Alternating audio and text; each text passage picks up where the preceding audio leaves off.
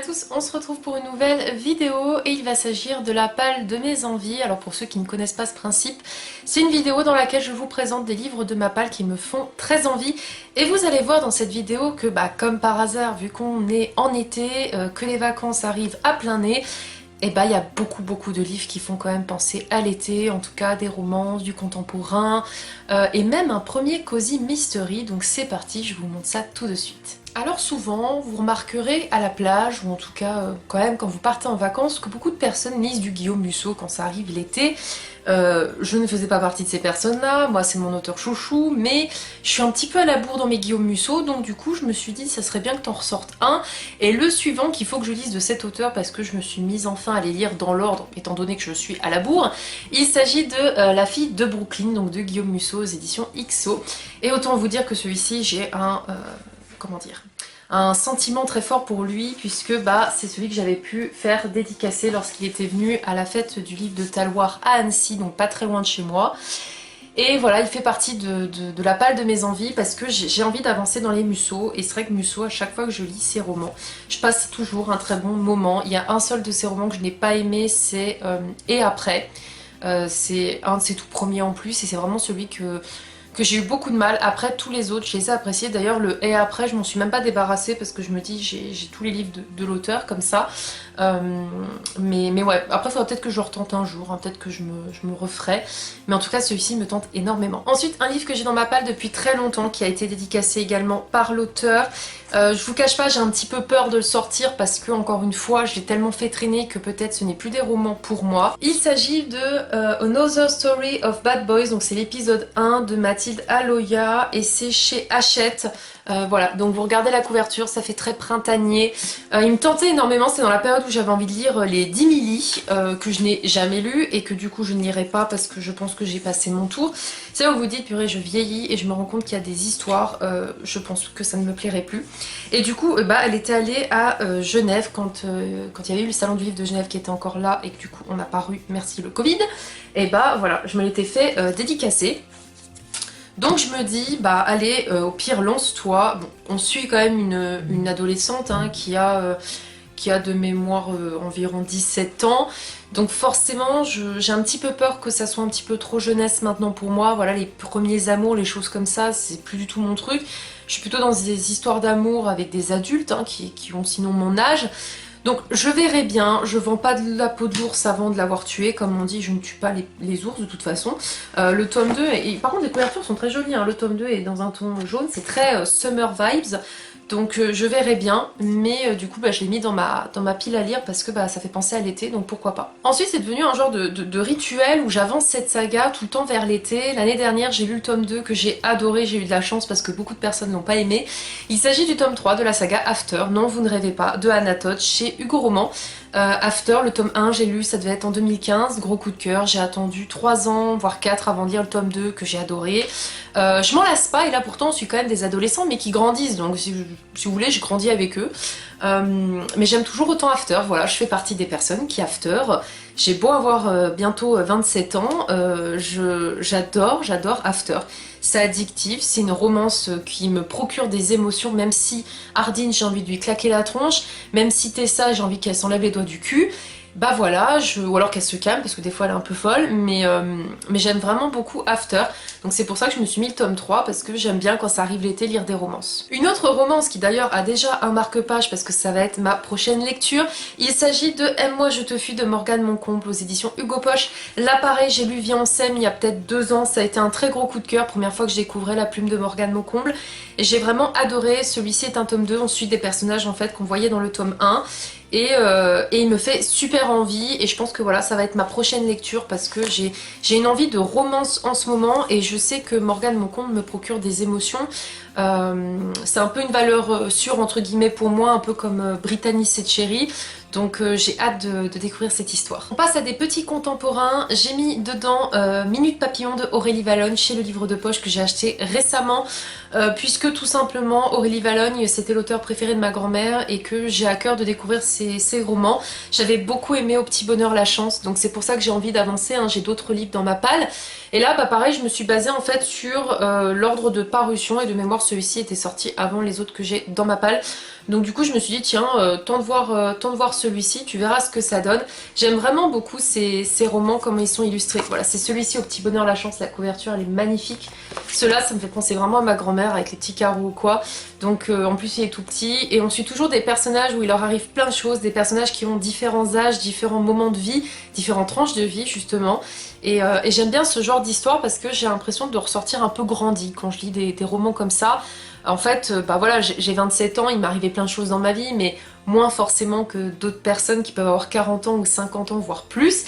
Et de suivre des personnages où voilà, ils sont plus vieux que moi, il leur arrive plein de choses, et bah j'arrive à m'attacher à eux, j'ai l'impression qu'ils font partie de ma famille, donc j'ai vraiment hâte de le découvrir. Je me suis également mis enfin un tout premier Virginie Grimaldi, et c'est Il est grand temps de rallumer les étoiles chez Livre de poche. Pareil, je l'ai pris récemment d'occasion, il me tentait énormément. Et là, alors j'ai pas fonctionné sur lequel est sorti en premier dans les deux que j'ai achetés, mais plus sur lequel me fait penser à l'été. Et celui-ci avec le petit camping, voilà, ça me fait penser aux vacances d'été. Donc là, on va suivre une mère et ses deux filles qui ne vont pas du tout bien. C'est pour ça que la mère, elle décide en fait de les emmener faire du camping. Voilà, elle loue un van et ils partent. Et je pense que ça doit être hyper chargé en émotions. Et voilà, c'est le genre d'histoire, franchement ça fait vraiment penser à l'été et j'ai hâte de découvrir La plume de Virginie Grimaldi, j'en entends que du bien et je n'ai pas encore lu un seul roman de cet auteur donc ça sera une première. Un autre livre qui traîne dans ma palle depuis très longtemps, que j'en ai entendu beaucoup de bien, l'auteur a déjà sorti des suites, voire même d'autres romans et j'aimerais bien la découvrir. Il s'agit de La petite boulangerie du bout du monde de Jenny Colgan et c'est aux éditions Pocket. J'avais craqué sur cette saga parce qu'en fait moi c'est l'intitulé en fait, dès que vous parlez de bouffe, un truc avec des gâteaux, des glaces, des cupcakes ou quoi, bah ça me fait envie. Et alors les couvertures en grand format sont encore plus jolies je trouve que les couvertures de chez Pocket. Mais franchement elle est quand même sympathique celle-là et puis voilà ça fait penser à l'été, on a quand même voilà les petits nœuds des marins, on a des poissons, on a un bateau.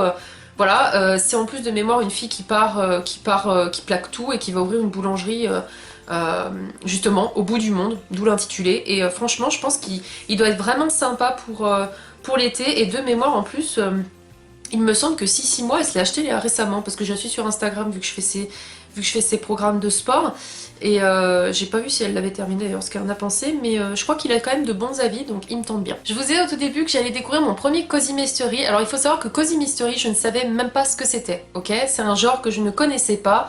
Je l'ai découvert sur la chaîne de Estelle, petite lectrice, que j'aime beaucoup ses vidéos comment dire, m'apaise en fait. Voilà, c'est mon petit réconfort du vendredi soir quand la semaine elle est finie et que je suis fatiguée, je la mets.